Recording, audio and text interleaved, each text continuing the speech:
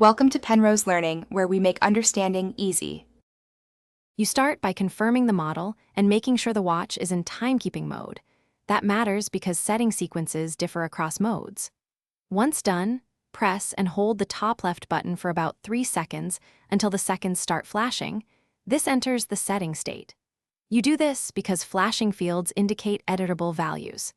Make sure to work on a stable surface and avoid water exposure even though it's Wr20bar. Buttons can let water in during adjustment. Once the seconds are flashing, press the bottom left button to cycle to hour, then minute, then date fields. You must address them in sequence.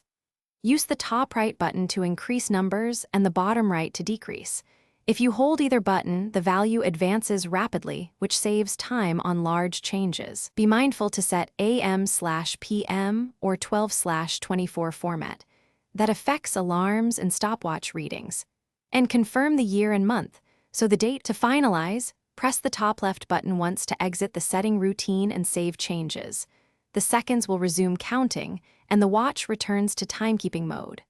Once saved, confirm the time runs normally for a minute and that alarms and world time reflect the change. If buttons are unresponsive or settings revert, try a soft battery disconnect or module reset per your manual. If that fails, seek authorized service, because water resistance and internal contacts can be compromised and need professional attention.